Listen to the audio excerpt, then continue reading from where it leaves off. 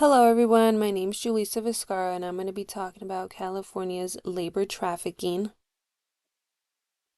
So, labor trafficking is when a person is violated or deprived of their personal liberty by another human with intent to obtain forced labor or services.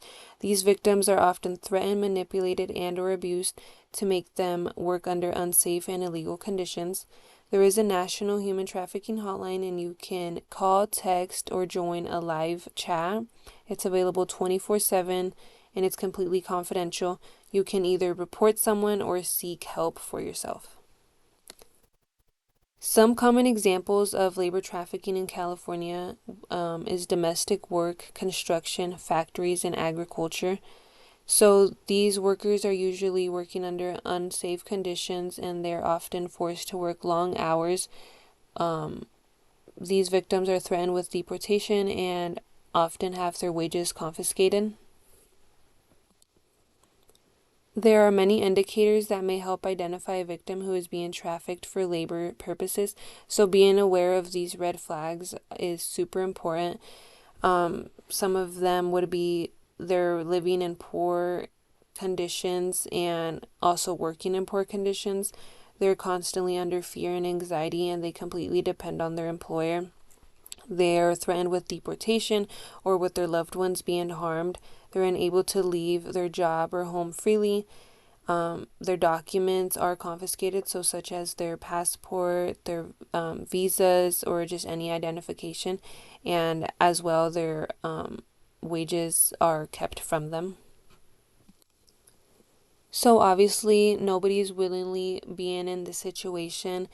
Um, they often end up in such situation due to poverty, lack of education, lack of opportunities, their immigration status, language barriers causing miscommunication and ending up in a agreeing to a situation that they really didn't know what was going on, and just ultimately fear of going back to their country of origin. They're often kept due to false hope and just false promises. Um, Anyone can end up a victim of labor trafficking. It could be females, males, adults, minors, citizens, and immigrants. California does have laws and resources in place to help combat labor slash human trafficking. So, human trafficking for labor or services is a felony crime and can be punished up to 12 years in federal prison and a $500,000 fee. These resources do help the victims with legal assistance, immigration relief, and restitution for their unpaid wages. There is something called a T visa. So it's this visa allows victims to remain in the U.S. to assist them during their investigation or and their case. This visa can lead to eligibility for permanent residency and work authorization in the United States. Some of the benefits include how I mentioned being able to live here and work in the United States for up to 12 years, and they're also able to access some public benefits. Some other ways that California is taking action is the Human Trafficking Task Force, community awareness campaigns, nonprofit shelters, and training of mandatory reporters. I did personally look into a case in California that was labor trafficking. So the Rainbow Bright daycare case in South San Francisco in 2022. Three people were convicted for labor trafficking and exploitation. The victims were of Filipino descent. The victims were promised help with their immigration process.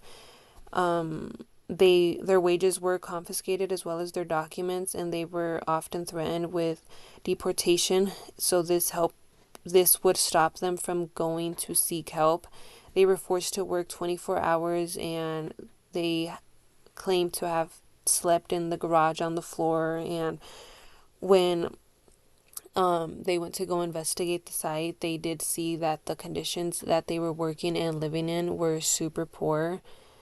The owners, Joshua and Carolina Gamos, were sentenced to 9 years in prison, and Noel Gamos was sentenced to 5 years in prison. Once again, labor trafficking happens when someone is forced, coerced, or threatened to working against their own will.